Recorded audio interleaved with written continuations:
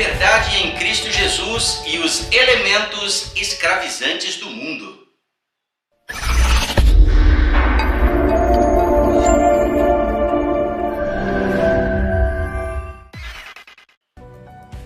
Esta carta do apóstolo Paulo foi endereçada inicialmente às igrejas da Galácia, uma região que na época era habitada por um grupo étnico de origem celta, localizado na região central da atual Turquia.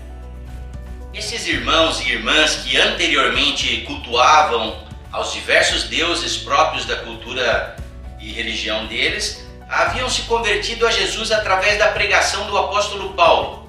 Mas agora, eles estavam sofrendo a interferência de judeus que acreditavam em Jesus, mas também acreditavam que as leis de Moisés deveriam ser obedecidas juntamente com a fé em Jesus. Esses judeus convertidos a Jesus estavam ensinando que é preciso celebrar as festas sagradas, guardar os dias sagrados, frequentar os locais sagrados, cumprir regras, normas e leis religiosas e, principalmente, a cereja do bolo, contar com eles como sacerdotes de Cristo Jesus para lhes ensinar todo este processo de estruturação religiosa. Certamente a cabeça deles estava confusa. O velho paganismo de um lado, a atratividade do judaísmo do outro lado, e o apóstolo Paulo tentando trazê-los de volta para a liberdade em Cristo. Mas esta estruturação religiosa judaico-cristã lhes parecia mais familiar, pois era o que eles estavam acostumados a fazer anteriormente nos cultos politeístas da religião que eles serviam. Muda-se de deuses para Deus, muda-se os lugares sagrados para outra ambientalização sagrada, muda-se os tipos de ritualização e os sacerdotes, mas mantém-se o mesmo padrão e o mesmo modelo rudimentar básico e que faz parte do que Paulo chama de rudimentos próprios do mundo ou princípios elementares do mundo. Esta nova proposta lhes pareceu mais atraente do que a pregação do apóstolo Paulo, porque Paulo lhes anunciou um evangelho que dizia a eles que nada disso era necessário. Por isso, Paulo explica outra vez e com muita clareza que a liberdade que eles receberam pela fé em Jesus precisava ser preservada. E o texto central do discurso de Paulo é esse: foi para a liberdade que Cristo nos libertou, portanto, permanecei firmes e não vos sujeitais outra vez a um jugo de escravidão. Este versículo encerra o capítulo 4 e inicia o capítulo 5 da carta aos Gálatas, onde Paulo acabou de explicar a eles quais foram os elementos escravizantes dos quais Jesus os havia libertado. E o capítulo 4 fala apenas de um desses elementos escravizantes, a libertação dos rudimentos do mundo. Assim também nós, quando éramos menores, estávamos escravizados aos princípios elementares do mundo. Mas agora, conhecendo a Deus, ou melhor, sendo conhecidos por Ele, como é que estão voltando àqueles mesmos princípios elementares, fracos e sem poder? Querem ser escravizados por eles outra vez? Quando ouvimos ou lemos a palavra mundo nos evangelhos, precisamos entender os três tipos de mundo que a Bíblia se refere. Na Bíblia, mundo pode referir-se a pessoas, pode referir-se também ao planeta Terra ou pode referir-se aos sistemas e estruturações humanas fundamentadas nos desejos e ambições egoístas da humanidade. Em Gálatas capítulo 4, Paulo se refere a este mundo fundamentado nos desejos e nas ambições egoístas que ele chama de princípios elementares ou rudimentares, os quais ele diz que são fracos, sem poder, isto é, não são crenças e práticas religiosas que ajudam as pessoas de forma prática na realidade da vida delas, seja nas necessidades física ou psíquica, emocional, ou especialmente na necessidade espiritual do ser humano. Em outras palavras, não vale nada. Portanto, a compreensão de Paulo sobre os rudimentos do mundo diz a ele que não é a quantidade de deuses que se acredita que lhe trará poder, não é o lugar sagrado que alguém frequenta que lhe fará estar mais próximo de Deus, não é o tipo de ritualização e manipulação alguma de objetos que lhe trará o favor divino.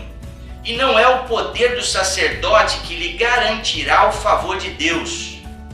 E também não é a obediência a leis, aos costumes, às celebrações sagradas que fará alguém entrar no reino de Deus. E a ênfase do apóstolo Paulo é sobre as leis ritualísticas que trazem de volta a necessidade da circuncisão, por exemplo, e a observação de dias e festas sagradas do judaísmo. E ele amplia essa compreensão dizendo que estas práticas judaicas agora são rudimentos do mundo também, e não apenas do judaísmo. Com isso, Paulo está afirmando que as leis ritualísticas, as celebrações de festas religiosas, a obediência a dias especiais, são padrões que todas as religiões do mundo possuem. Por isso ele usa a palavra mundo. E se os judeus querem continuar a observar as leis ritualísticas de Moisés, agora que Cristo já cumpriu toda a lei e nele tudo foi consumado, concluído e finalizado ao morrer e ressuscitar, então quem obedecer a estas leis agora está se tornando exatamente igual a qualquer outro nas práticas religiosas do mundo todo, as quais obedecem aos mesmos rudimentos, aos mesmos princípios elementares. De acordo com Paulo, estes rudimentos não têm valor algum para o Evangelho. A obediência cega e ignorante que leva a pessoa de volta a esses rudimentos enclausurantes dos lugares sagrados, das leis ritualísticas justificadoras e da obediência aos sacerdotes centralizadores, dominadores e manipuladores de pessoas. Não faz parte do Evangelho. E para nós hoje, como estas palavras do apóstolo Paulo nos atingem diretamente? A nós, que não somos judeus e muito menos adoradores de vários deuses.